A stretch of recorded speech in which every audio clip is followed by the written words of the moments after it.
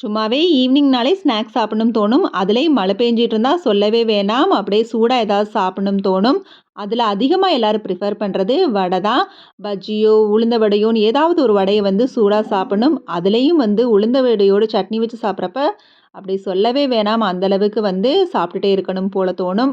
ஆளுக்கு 2 வடை தானே கடையில வாங்கினா வேலை முடிஞ்சிரும்னு நெனைப்போம். வேலை கம்மி தான் நெனைப்போம். ஆனா கொஞ்சமாவது ஹெல்த்தியா இருக்கணுங்கிறதுக்காக இது செய்றதுக்கு 15 மினிட்ஸ் தானே வீட்லயே செஞ்சிடலாம்னு செஞ்சுட்டு, அப்புறம் சூடா டீ எல்லாம் குடிச்சிட்டு, விளக்கெல்லாம் போட்டுட்டு, பாசிப்பயிறு மொளக்கட்டுறதுக்கு வச்சாச்சு. ஆரஞ்சு பழ தோல் மட்டும் கிடைச்சா விட்றாதீங்க. வீட்ல ஒரு 2 பழம் வாங்கி சாப்பிட்டா கூட அந்த 2 பழ தோலையும் வந்து நான் எடுத்து வச்சுருவேன். நல்லா காய வச்சு நிழல்லயே உணர்த்தி நம்ம வந்து அரைச்சு வச்சுக்கலாம். அரைச்சு வச்ச பொடி கொஞ்சமா இருந்தா ஃபேஸ் பேக் போடுறப்ப யூஸ் பண்ணிக்கலாம். அதிகமா இருந்தா நம்ம பாத் பவுடர் அரைச்சு வச்சிருந்தா அதோட மிக்ஸ் பண்ணிக்கலாம். அதோட வாங்கிட்டு வந்த குரோசரிஸ் வந்து சிறுதானியம் தான் அதிகமா இருந்துச்சு. எல்லாத்தையும் எடுத்து வச்சுட்டு, நைட் டின்னரா ஒரு வாழைப்பழம் மட்டும் சாப்பிட்டாச்சு. வடை சாப்பிட்டதுனால. நாளைக்கு சீரக சோம்பு வெந்தயம், பாதாம் ஊற வச்சாச்சு.